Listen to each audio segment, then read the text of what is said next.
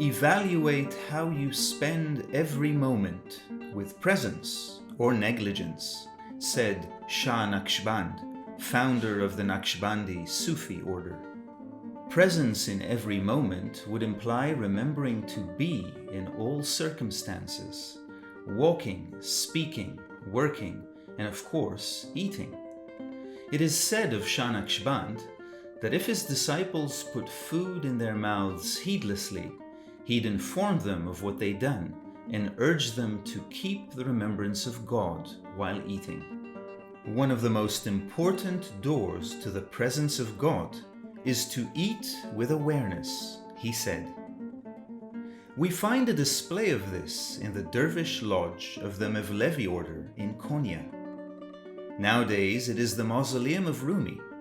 It functions as a museum and houses mannequins that present the lifestyle of its original inhabitants, Rumi's disciples.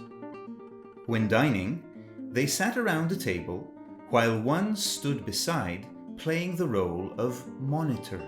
If a dervish put food in his mouth heedlessly, the monitor would urge him to keep remembrance of God while eating.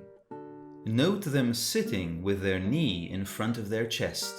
This prevents them from slouching forward, distances them from their food, forging a gap between their bodily urge to eat and their spiritual urge to maintain the remembrance of God. 200 kilometers east and several centuries earlier, Christian monks carved churches into the rocks of Cappadocia. Christianity too preached continual remembrance of God. Pray without ceasing, said the Apostle Paul. Unceasing prayer would imply remembering to be in all circumstances, walking, speaking, working, and of course, eating. Monks dined communally in halls called refectories.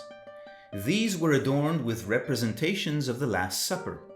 Jesus is shown seated around a table with his disciples, typically the moment he announces that one of them will betray him. The disciples inquire who might be the betrayer. Jesus foretells, "He who dips his hand with me in the dish, the same shall betray me." Although it is certainly possible to eat consciously, to taste a bite of food or a sip of beverage while being aware of oneself, the urge to eat too often eclipses consciousness. The image of Judas reaching out to the dish before Jesus towered above Christian monks, reminding them to control their appetites before their appetites controlled them. And so each school found ways to introduce consciousness to the challenging area of dining.